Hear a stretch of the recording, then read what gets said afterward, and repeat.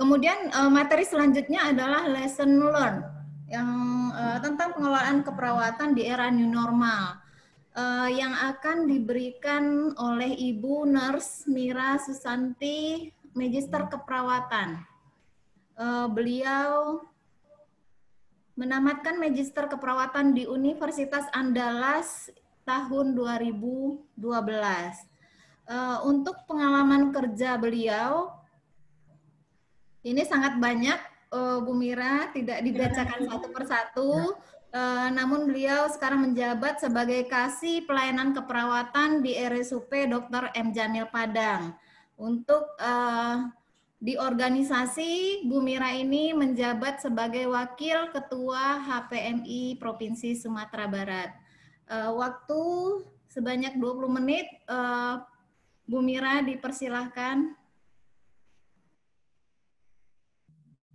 Ya, bismillahirrahmanirrahim. Assalamualaikum warahmatullahi wabarakatuh. Alhamdulillahirrahmanirrahim. Wassalatu wassalamu ala asyrafil anbiya wal mursalin wa ala alihi washabihi ajma'in.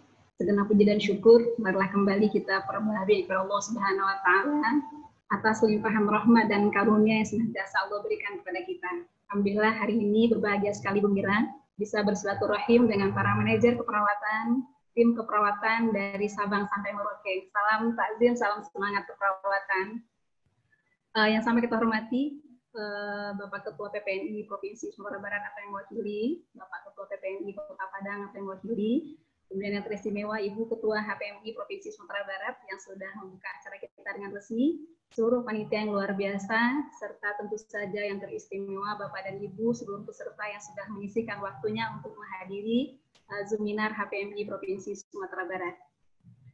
Baik, kepada Bu Mira, diamanahkan untuk memberikan share sebenarnya, berbagi pengalaman bagaimana pengelolaan pelayanan keperawatan masa pandemi. Dan sudah kita sekarang ini menuju new normal, ya. Bu Mira menyadari sekali, mungkin semua kita di Zoom ini merasakan hal yang luar biasa. Ada yang mulai sejak Februari, ada yang mulai sejak Maret, atau mulai sejak April. Bagaimana kemudian dinamika pelayanan yang kita rasakan ketika pandemi datang di hadapan kita. Nah, Bu Mira akan berbagi tentang pengelolaan pelayanan di Rumah Sakit M. Jamil yang memang kita sudah memulai ya merasakannya sejak di Februari bahkan. Ya. Kenapa pengelolaan keperawatan ini penting? Kita merasakan betul bahwa memang perawat adalah garda terdepan. Kitalah memang profesi, ya profesional pemberi asuhan yang terlama bersama pasien. 24 jam dalam satu hari, dalam 3 siklusnya, 7 hari dalam seminggu, 30 hari dalam sebulan, kita tidak pernah putus. Kesinambungan pelayanan keperawatan tetap berlanjut di antara tenaga keperawatan. Butuh kolaborasi dan koordinasi yang luar biasa, dan bahkan kalau dikatakan kitalah penentu dari mutu pelayanan di rumah sakit. Kalau mau meningkatkan mutu pelayanan rumah sakit, maka tingkatkanlah mutu pelayanan keperawatannya, dan itu titik sentralnya tentu di pengelolaannya oleh para manajer keperawatannya. Nah, tentu para manajer pun akan menerapkan fungsi-fungsi ya proses manajemen yang memang siklus yang tidak pernah berhenti. Ya, bagaimana dalam setiap fase kita merencanakan hal apa yang akan kita lakukan untuk meningkatkan layanan, kita bagi habis tugas-tugas tersebut dalam organizingnya, bagaimana kita tata kelola SDM-nya, kita lakukan pengarahan dan selalu kita kontrol. Nah, di masa pandemi ini kita merasa betul bagaimana dinamika proses manajemen ini kita jalankan untuk memastikan pelayanan terlaksana dengan baik. Nah, sedikit memberikan gambaran bahwa sebelum Mei, itu tahap kerja kita di Rumah Sakit M. Jamil Padang, bidang keperawatan itu di bawah Direktur Medik Keperawatan, membawahi 2 kasih perencanaan pengembangan dan kasih monitoring evaluasi. Bu Mira di posisi kasih perencanaan pengembangan keperawatan waktu itu. Namun perubahan PMK, perubahan kelas rumah sakit dimulai dari 17 Mei 2020 ini, posisi Kepala Bidang Keperawatan hilang dalam SOTK kita, maka tinggallah kasih pelayanan keperawatan sendiri. Di Bisa dibayangkan bagaimana perubahan dinamika pelayanan. Awalnya kita bertiga menyelesaikan berbagai persoalan, sekarang tinggal 1 orang. Tapi alhamdulillah, ya, soliditas manajer keperawatan, pengelola perawatan, kepala ruangan, ketua tim, dan seluruh tim keperawatan membuat memang seluruh pelayanan kita upayakan mampu terlaksana dengan baik. Ini profil keperawatan kita di M. Jamil. Per Juni 2020 kita punya 937 perawat, ya, alhamdulillah. Perbandingan profesional vokasional kita 35,1% banding 64. Alhamdulillah ini tercapai sebenarnya dari standar 2020, kita menstandarkan 30 banding 70. Dan insya Allah 2025 kita mentargetkan 50-50 untuk perbandingan profesional dan vokasional. Karena kita menyadari standar pelayanan sudah harus ditingkatkan melalui PPJ, perawat penanggung jawab asuhan. Kita punya proporsi yang cukup berbanding antara PNS dengan non-PNS-nya, ya. Dan alhamdulillah kita punya narasumber yang SDM yang luar biasa dengan memiliki 14 orang S2 keperawatan. Instalasi pelayanan yang kita kelola ada 10, ya, dengan 800 tempat tidurnya, Irna Kebidanan Anak, bedah bangun pagi, anestesi terapi intensif, pusat jantung terpadu, bedah sentral, diagnostik terpadu, gawat darurat, dan rawat jalan. Ya, 937 tadi adalah SDM keperawatan yang memberikan pelayanan langsung di instalasi pelayanan ini. Kita masuk ke kondisi pandemi yang kita menyadari betul ketika 2019 akhir bagaimana kasus pertama di Wuhan dan kasus di Sumatera Barat, ya, mulai Maret mulai ditemukan, maka saat itu Rumah Sakit M. Jamil pun dijadikan rumah sakit rujukan COVID. Pertama kali kami melayani pasien yang sudah dianggap sebagai PDP waktu itu istilahnya, kalau sekarang sudah suspek, ya, sudah di fase yang karena memang PMK-nya berubah selalu. Kita mulai 13 Februari dan kasus pasien positif itu di Maret 2020. Pelayanan waktu itu, ya, tentu saja kita memberikan respon. Hal apa yang harus kami lakukan sebagai pengelola manajemen keperawatan di rumah sakit? Kita waktu itu menyusun program bidang keperawatan merespon kondisi pandemi. Kemudian kita lakukan mapping SDM, kita akan jelaskan nanti satu persatu bagaimana model penjadwalan, metode asuhan, kesiapan dari standar-standar regulasi, baik SPO, SAK, PAK, panduan-panduan, kesiapan sarana-prasarana, jaminan keamanan dan kesehatan, pembekalan SDM yang akan melakukan pelayanan COVID, serta monitoring evaluasi. Nah, ini sedikit memberikan gambaran bagaimana luar biasanya persiapan kita menjelang memberikan pelayanan pada pasien dengan COVID-19, ya.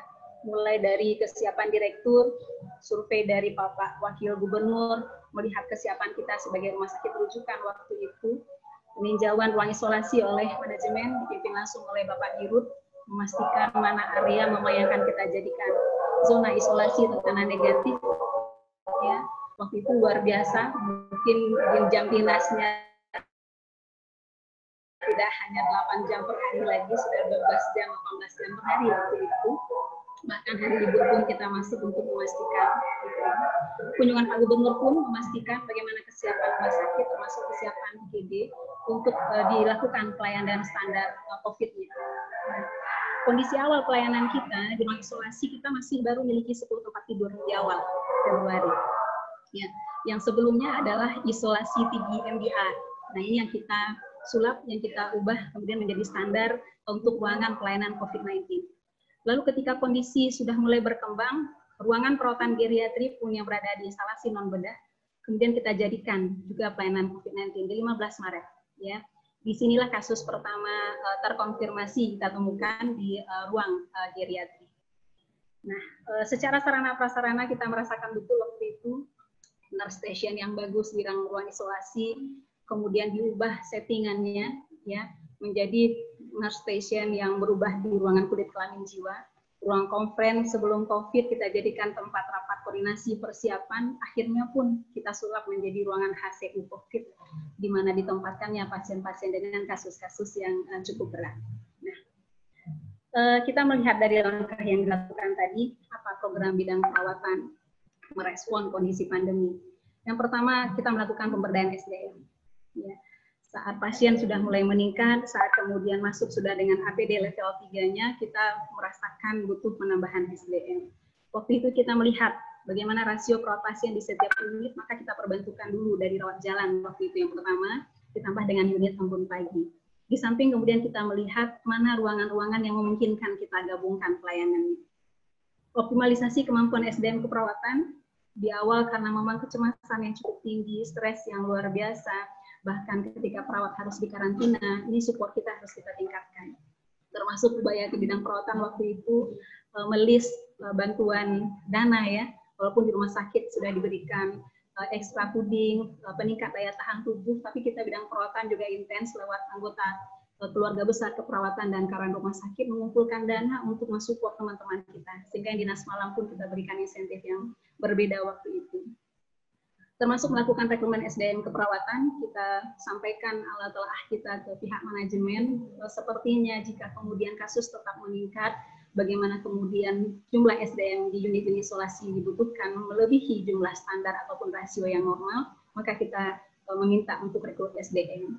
Peningkatan mutu asuhan sudah kita mulai di awal-awal, sudah mengidentifikasi kebutuhan SPO, penyediaan sarana prasarana tentu saja bekerjasama dengan pihak terkait, bagian penunjang, IPS medik, IPS non medik, bagian rumah tangga, bagian PPI, K3RS, semua kita koordinasikan. Nah, termasuk keamanan dan keselamatan kerja staf. Seiring dengan peningkatan jumlah pasien waktu itu, maka kita mulai ya menata ruang perawatan. Bahkan yang isolasi 1 sudah dari 10 tempat tidur sudah menjadi 40 tempat tidur. Lalu kemudian ruangan VIP, ruangan yang merawat pasien dengan kelas, ruangan VIP dan super VIP pun sudah kita jadikan pelayanan COVID. Ya. Kemudian ditambah dengan ruang geriatri. IGD pun mulai berubah menjadi standar pelayanan COVID. Maka di April penambahan jumlah jumlah tempat tidur menjadi 112 tempat tidur waktu itu. Karena memang ICU berdekatan dengan ROI, maka kemudian ROI pun kemudian dijadikan standar layanan COVID untuk mengantisipasi kasus-kasus waktu itu dengan kasus-kasus terkonfirmasi ataupun PDP. Nah, ini kondisi perkembangan mulai dari awal Maret tahap 1, 38 tempat tidur waktu itu, ruangan isolasi kita, tahap kedua 74 tempat tidur, kemudian tahap akhir di 112, maka total tempat tidur kita 186 tempat tidur melayani COVID, dan itu sampai sekarang 186 tempat tidur. Walaupun memang ada perubahan, ketika Mei jumlah zona merahnya yang paling tinggi, ketika di Juni kita sudah berubah, zona merah sudah mulai dikurangkan, zona kuning yang lebih meningkat. Apa itu zona kuning? Saat semua pasien yang masuk, baik dari IGD maupun rawat jalan, ketika masuk rawat inap, mereka kemudian kita standarkan isolasi sampai hasil swab keluar. Ketika swab hasil negatif baru masuk ke zona hijau sesuai dengan keluhan dan komorbid masing-masing. Ketika hasil kemudian swabnya konfirmasi, maka dirawat di ruangan isolasi zona merah. Hal ini karena kita mempertimbangkan kebutuhan APD level 3 yang sangat tinggi, sehingga di zona kuning memang kita menggunakan APD level 2, standar APD level 2.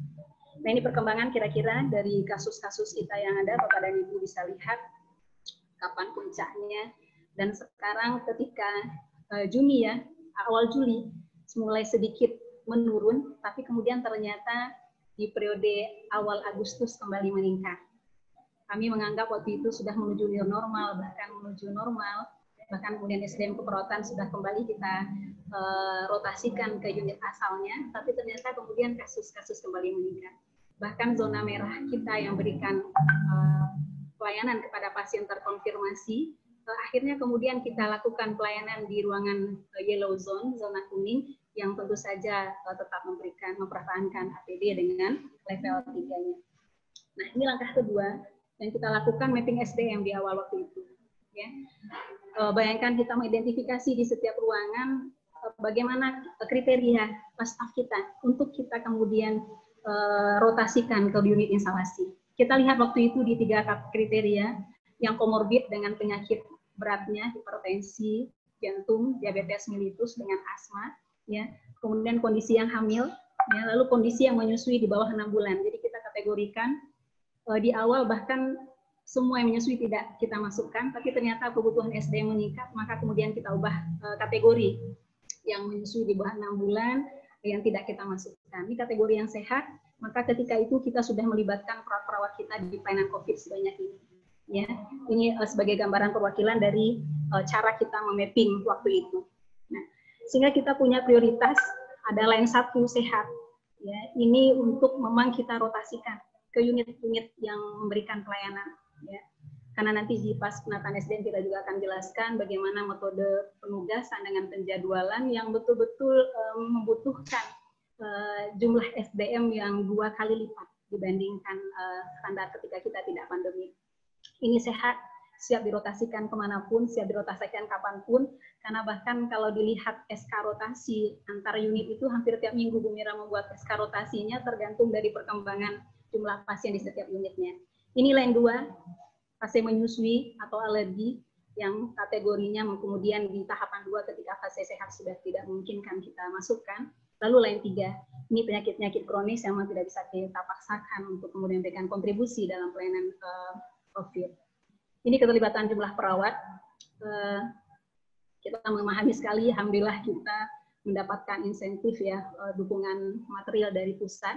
Maka memang salah satu prasyaratnya adalah ada SK tim keperawatan, tim pemberi pelayanan untuk COVID langsung, maka ini jumlah yang kita SK-kan per bulannya. Maret 97, Aprilnya 319, Mei 540, di Juni puncaknya di kondisi waktu itu memang zona kita yang lebih luas, lalu bulan Juli mulai kita turunkan karena jumlah pasien pun sudah berkurang. Bagaimana waktu itu kita melakukan upaya efisiensi SDM? Sejak COVID, jumlah keterisian tempat tidur kita rata-rata yang dulu sekitar 68-72%, itu langsung di bulan April itu langsung drop turun sampai ke kondisi 25% sampai 30%. Nah, kita melihat mana unit-unit yang memang dengan rasio jumlah pasien dengan perawatnya yang rendah. Maka itu kita lakukan koordinasi dengan pihak pelayanan medik, dengan KSP masing-masing, dengan instalasi masing-masing, karena yang paling urgent kebutuhan waktu itu SDM keperawatan yang harus diefisiensikan. Kalau dokter tidak datang pun tidak ada masalah, tapi perawat wajib ada. Ya, perawat harus selalu ada. Maka hasil penyakit dalam kita tutup waktu itu, bahkan internet pria WA dengan wing B kita gabungkan, internet wanita WA dengan B kita gabungkan sehingga lebih efisien SDM-nya.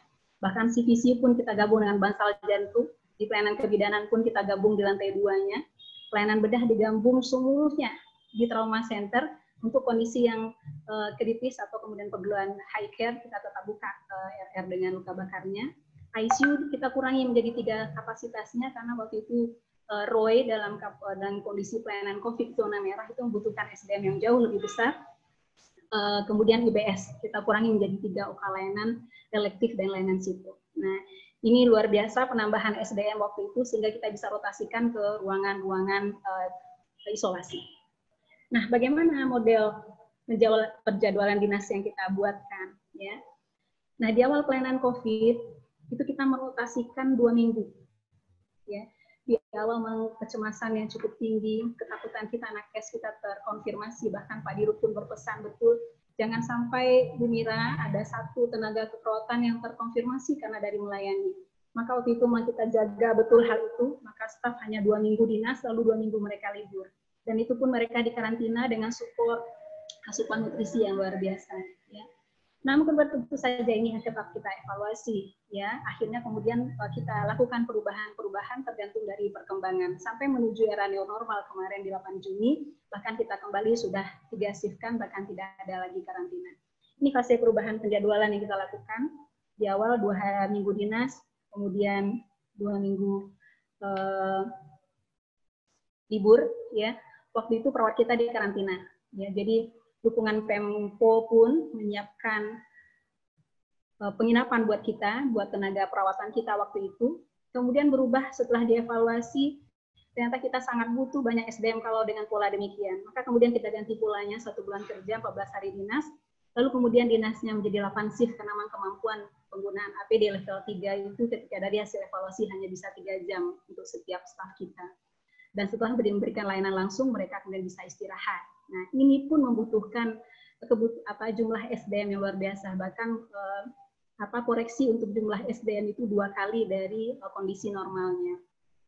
Setelah evaluasi lagi kita melihat terlalu banyak waktu yang digunakan oleh teman-teman kita saat menggunakan APD level 3, padahal kebutuhan pasien tidaklah sedemikian.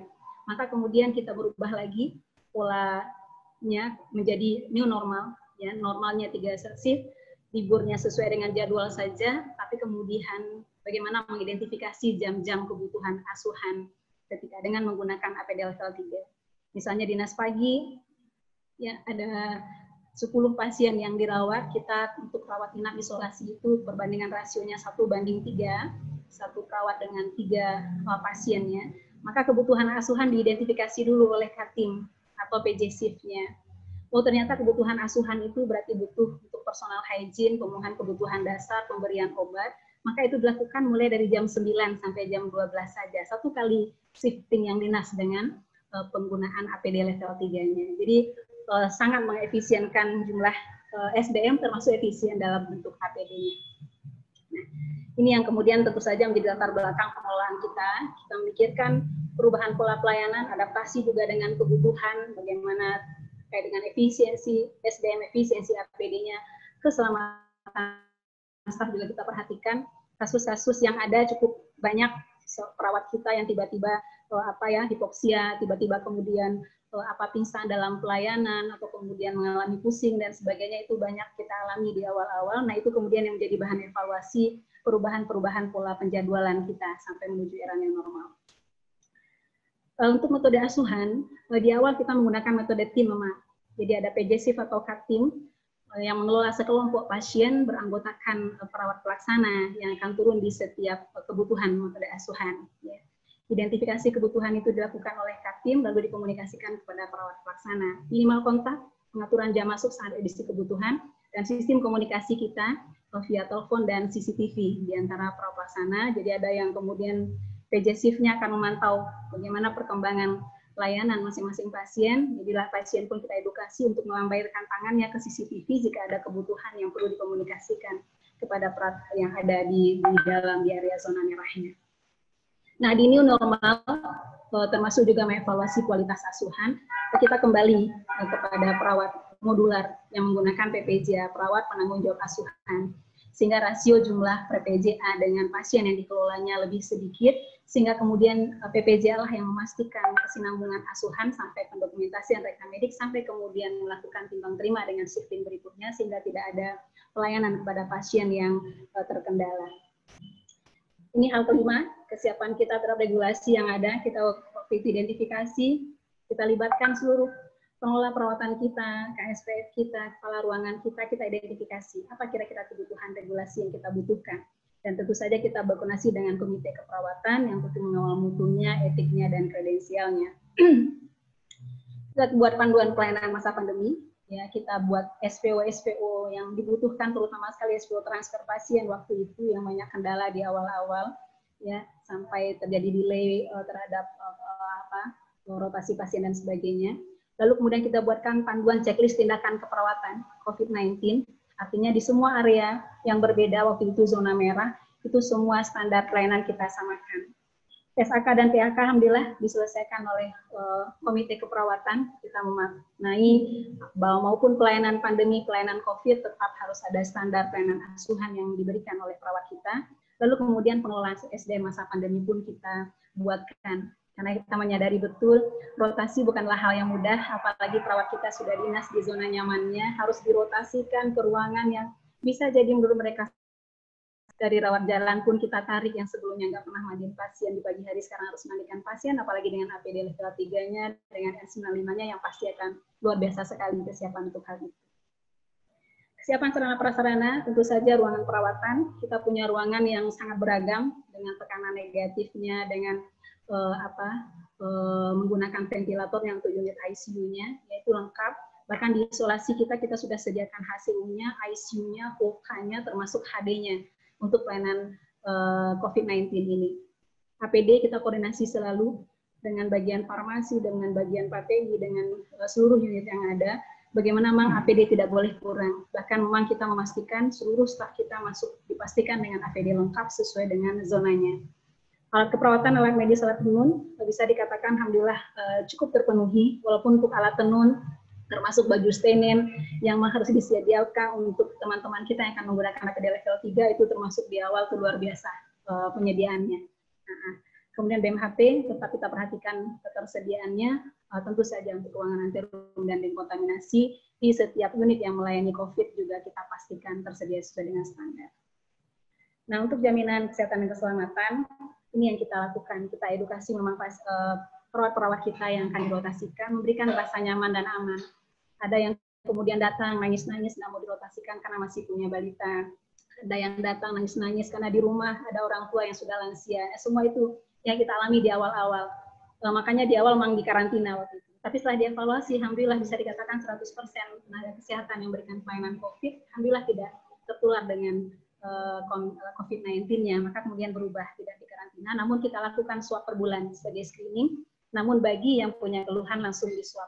Ya, ini kita lakukan untuk SDM kita. Kemudian APD kita pastikan selalu, bahkan monitoring oleh PPI, tidak hanya berlaku di pagi hari, tapi 3 shift.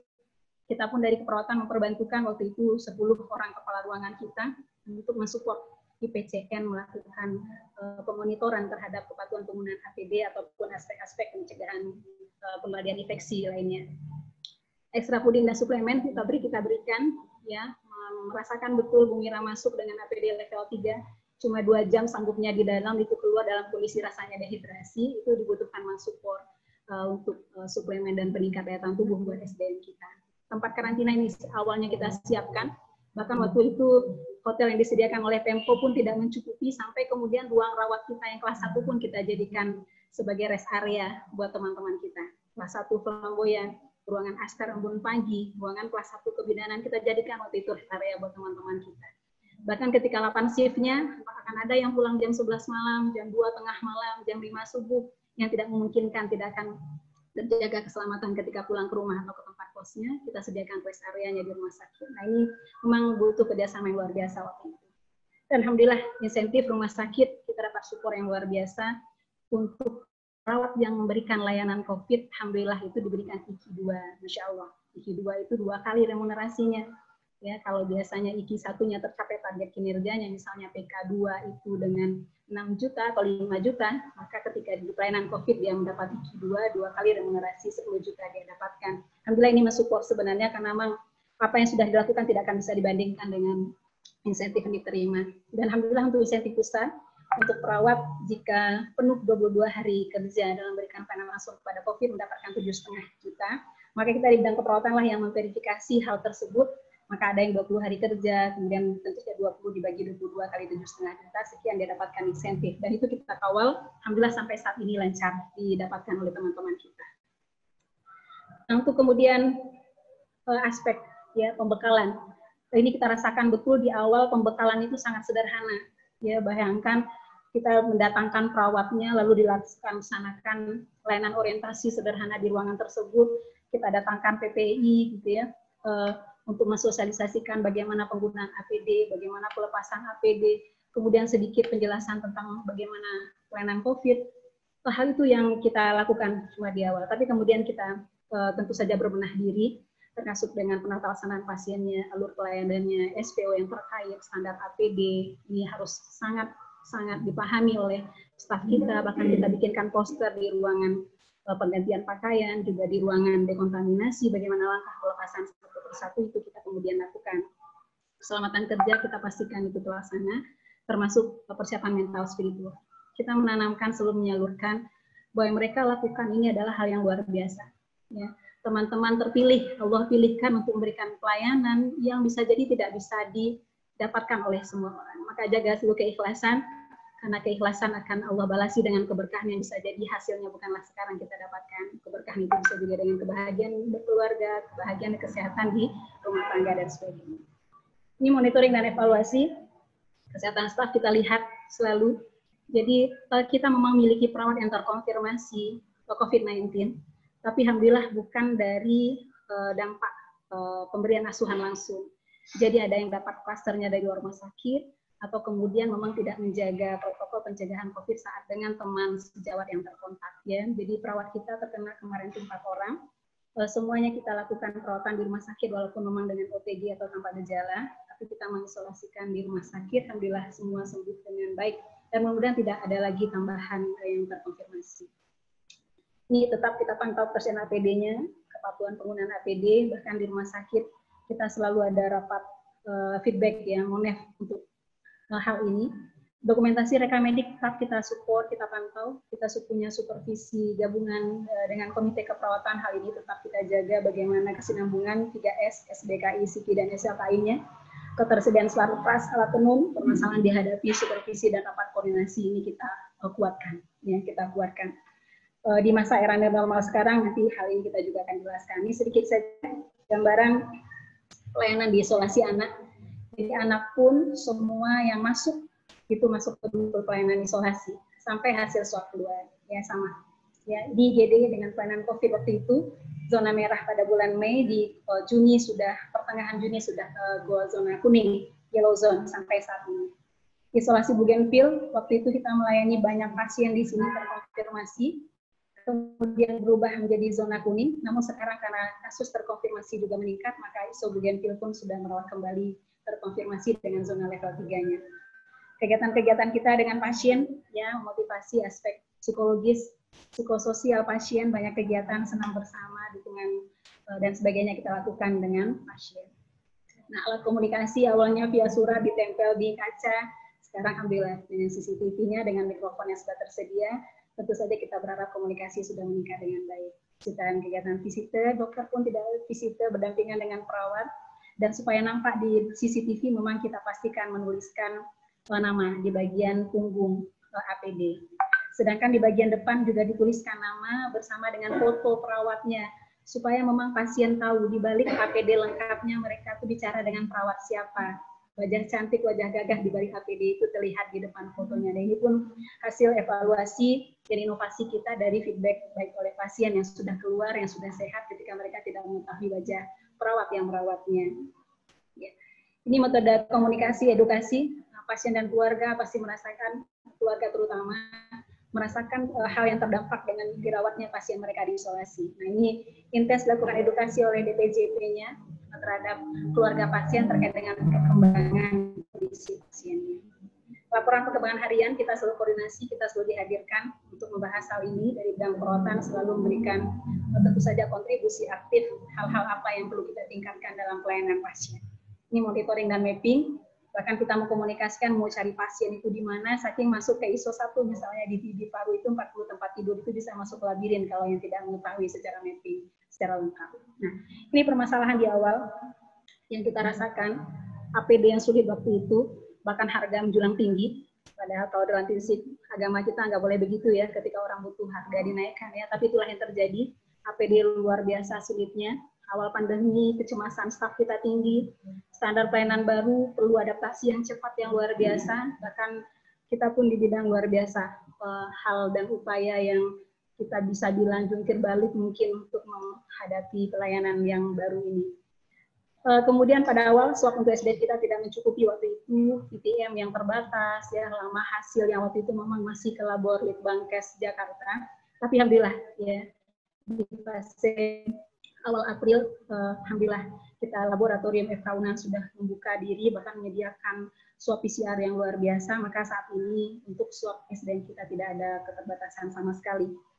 Jumlah SDM yang minimal waktu itu, karena memang kita memberikan koreksi jika ruangan tersebut butuh 20 SDM, di masa pandemi butuh 40, 2 kali lipat. Karena memang 8 shift kita sediakan, karena hanya kemampuan perawat kita menggunakan APD lengkap itu adalah 3 jam saja. Namun alhamdulillah di era normal sudah kembali. Ya. Hambatan dalam proses rotasi, tidak mudah merotasi teman-teman, bahkan memberikan penguatan, memberikan argumen yang kuat terhadap manajer yang ada di unit, bahwa SDM itu memang milik instalasi, tapi kemudian pengelolaannya di bawah bidang keperawatan ini juga menjadi salah satu kendala. Tapi alhamdulillah, sejauh ini soliditas kita, manajemen keperawatan, itu dengan satu semangat yang sama, saling melapangkan, saling memudahkan. Sehingga jika satu unit merasakan masalah dalam SDM, itu langsung segera ada yang kemudian melapangkannya. Kemudian informasi yang diperoleh beragam juga, sampai kita juga heboh berubahnya droplet menjadi airborne disease ya, itu luar biasa juga buat perawat kita di yellow zone. Nggak mau lagi pakai masker bedah dengan face shield saja, minta N95 juga, ini juga hal luar biasa dinamika kita dalam pelayanan. Perubahan regulasi yang cepat, betul sekali ya. Hal ini kita juga respon dengan cepatnya kita beradaptasi dengan perubahan tersebut. Kemudian kondisi hasil swab pasien kita yang kadang memang karena banyaknya jumlah sampel yang harus diperiksa oleh labor FK Unan, maka kadang pasien harus 2 hari diisolasi, harus 3 hari diisolasi, maka tentu ini memperlambat masa berjauhan, berjarak dengan keluarga yang jadi sumber stresor. Termasuk buat pasien kita yang sudah terkonfirmasi, hasilnya menunggu konfirmasi negatifnya itu harus 2 kali. Nah, hal ini juga yang membuat kemudian tentu saja stres pasien meningkat, yang tentu juga membutuhkan dampingan, dukungan dari tenaga kesehatan, terutama keperawatan dalam aspek biopsikososial, spiritualnya. Nah, di era new normal, Juni pertengahan, kita sudah kembali. Ya, setelah dari hasil evaluasi, SDM yang kita juga butuhkan sudah sangat terbatas, bahkan memang ada 20 tenaga, alhamdulillah kita dapat bantuan dari Pemprov, ditambah dengan 20 tenaga yang kita rekrut menjadi tenaga kontrak 3 bulan dari rumah sakit, kita merasakan SDM kita masih terbatas. Lalu kita ganti, kembali ke 3 shifting seperti biasa. Bagaimana polanya? Pelaksanaan zona merah diatur periode asuhan. Tadi Bu Mira sudah sampaikan, kapan kebutuhan asuhan pasien, maka di saat itulah perawat akan masuk. Di samping tentu dipastikan untuk tindakan emergensi, keberadaan perawat di zona merah tetap harus standby, tapi dengan jumlah yang tentu tidak sesuai dengan rasio pasien dan perawat. Nah, setiap pasien memiliki perawat tanggung jawab asuhannya, yang tentu inilah yang akan memastikan dan memantau kesinambungan layanan. Lalu bagaimana semua perawat melakukan kepatuhan, meningkatkan kepatuhan terhadap standar PPI-nya, termasuk kemudian bagaimana pengelolaan K3RS-nya dan bagaimana kepastian untuk kesinambungan asuhannya. Nah, kemudian bagaimana pemantauan mutu, etik, dan kompetensi, kita memang bekerja sama dengan komite, kita berharap memang masalah etik terutama, ya bahkan kalau Mira bisa katakan mau mengevaluasi loyalitas, bagaimana pola komunikasi, tanggung jawab staf, maka di saat punya masalah inilah bisa kita evaluasi. Yang ngomongnya kasar sama karunya, yang ngomong kasarnya sama PP-nya itu terevaluasi di masa-masa sulit begini ya. Nah, ini yang kita kawal secara etik, bagaimana hal ini masih diperhatikan, ya, termasuk menerapkan kode etik dan prinsip etiknya dan bagaimana menerapkan asuhan, ya, termasuk juga memperhatikan rincian kewenangan klinis, ya, dan tentu saja memastikan hal tersebut dilaksanakan secara baik. Ini reward dan dukungan, ya, alhamdulillah lewat PPNI kita mendapatkan 5 SKP dan itu kita kawal dari bidang keperawatan. SK tim yang dibutuhkan, nah itu kita siapkan. Jadi siapa perawat yang kemudian memberikan pelayanan, terlibat pelayanan kita berikan, dan alhamdulillah sudah keluar semua kabarnya, 5 SKP buat yang sudah memberikan layanan. Kemudian bagi perawat yang terkena COVID, kita berikan support moral maupun material, termasuk IKI, walaupun IKI itu identik dengan kinerja mereka, tapi IKI tidak kita kurangi, mereka tetap berhak mendapatkan IKI satunya, tentu saja dengan kompensasi remunerasi yang tidak berkurang. Piagam pergaan untuk perawat yang kemudian dinas sudah selama 3 bulan semasa pandemi. Ini rotasi antar unit, jadi ini kita katakan rotasi bisa hampir setiap minggu kita lakukan. Kita lihat rasio antara perawat dengan pasiennya, dan ini melalui Dota Dinas Direktur Pelayanan Medik Keperawatan dan Penunjang. Jadi semua manajer sudah mengetahui, tidak bisa ini lagi, walaupun tetap koordinasi kita lakukan bersama manajer yang ada. Nah, kalau dibutuhkan, karena kondisi kembali meningkat saat ini, kita bisa menerima dan merekrut tenaga yang baru, tapi tentu syaratnya sudah ya tetap sesuai dengan standar minimalnya, SDR-nya, SIPP-nya, BPJS, dan olahraga. Ini tetap kita lakukan layanan orientasi umum maupun layanan orientasi khusus, lalu kita buatkan uraian tugasnya, tetap bekerja di bawah supervisi dan dievaluasi dalam 3 bulan. Nah, kita menyadari dengan APD level 3, dengan jarak yang harus dijaga, maka pola komunikasi perawat pasien pun harus menjadi perhatian buat kita. Ya, maka waktu itu kita buatkan bagaimana semua perawat yang melayani COVID posisinya berhadapan, sehingga memastikan inilah kesiapan perawat untuk memberikan pelayanan buat pasien. Mempertahankan kontak mata walaupun berada di baik Google-nya, di baik facial-nya, kita memastikan bahwa memang mata perawat berkontak dengan pasien sebagai bukti bahwa memang kita ingin tetap berkomunikasi dan berikan perhatian penuh ke pasien. Membungkuk ke arah klien, ini bagaimana posisi yang mengatakan bahwa kita siap mendengar seutuhnya, ya. Mempertahankan sikap terbuka, tetap rileks, ya, bahkan kemudian kita katakan kalau memungkinkan pasien untuk bicara lebih panjang dengan perawat ambil kursi, duduk berhadapan, berdekatan dengan pasien. Bagaimana kita merasakan stres yang luar biasa yang dirasakan oleh pasien. Intonasi dan kalimat ini yang paling penting, karena memang komunikasi sangat sulit dilakukan efektif kalau kemudian tidak didukung oleh intonasi dan pilihan kalimat yang tepat dari perawat kita. Ramah, respon penuh peduli bisa kita walaupun senyum kita tidak tampak di balik. Bu Dewi sudah bahas tentang kepemimpinan. Luar biasa secara konsep teori kita memahami betapa peran kepemimpinan dalam keperawatan itu menjadi hal yang sangat urgent, apalagi di masa-masa perubahan dan respon cepat terhadap setiap dinamika pelayanan yang ada. Maka Bu Mira melihat inilah profil kepemimpinan yang dibutuhkan selalu, ya, bahwa pemimpin harus bersama-sama dengan anggotanya.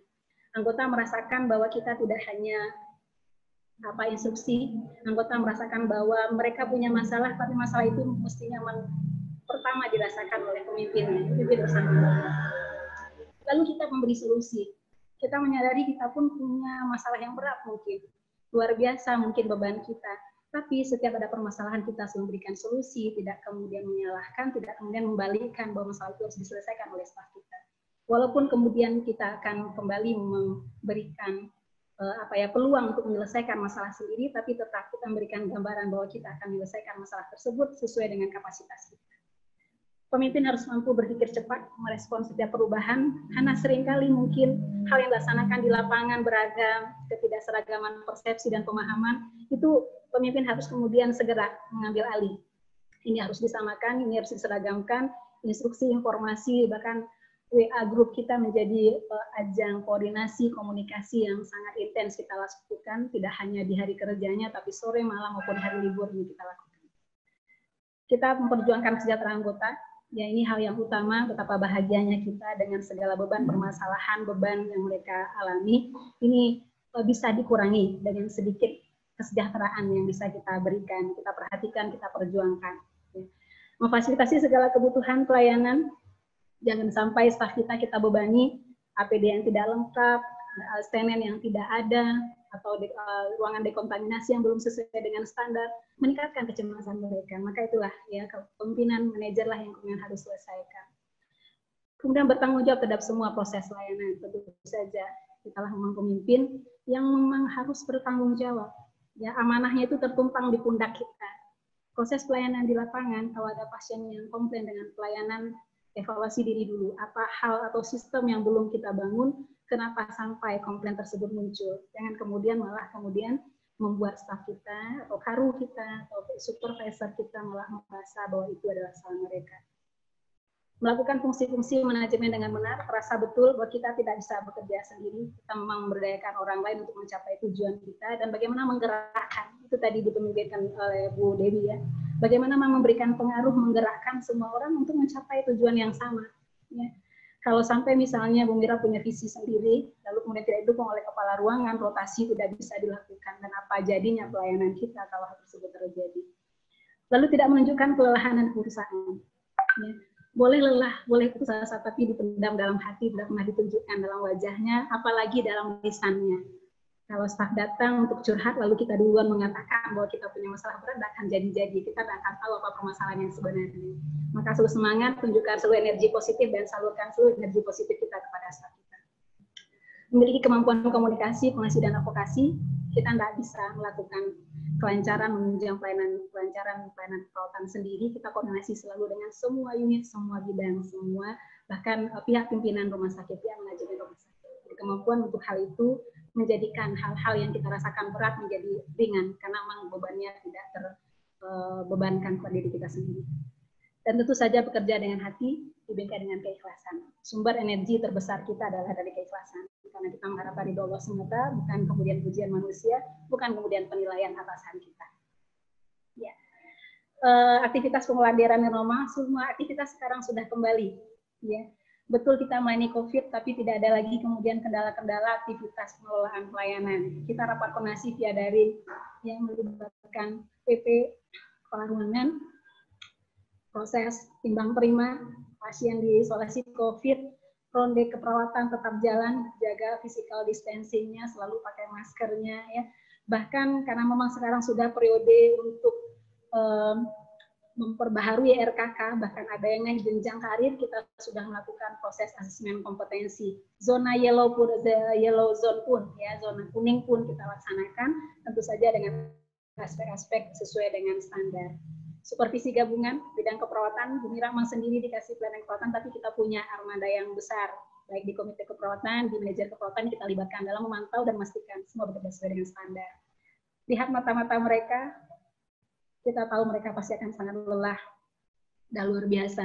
Di hari Lebaran pun mereka harus tetap dinas. Ini Idul Adha ya. Mata mereka tetap berbinar. Mira bahagia sekali melihat mata perawat yang tetap senyum gembira walaupun di hari saat mereka harus berkumpul dengan keluarga. Ini kita berikan dukungan dan support terus menerus. Alhamdulillah beberapa bantuan walaupun di awal tuh luar biasa mengalirnya. Sekarang sudah mulai jauh berkurang, tapi insya Allah menjadi support buat teman-teman kita. Bahkan diskusi refleksi kasus sudah mulai lancar lagi kita lakukan, tidak ada ruangan yang tidak melakukan. Bahkan ini menjadi syarat salah satu proses kredensial dari teman-teman kita. Gitu saja mungkin Bapak dan Ibu berbagi pengalaman, dan tentunya pengalaman Bapak dan Ibu juga luar biasa di rumah sakit masing-masing. Semoga apa yang kita lakukan menjadi bagian dari upaya peningkatan kualitas pelayanan keperawatan yang lebih baik. Assalamualaikum warahmatullahi wabarakatuh.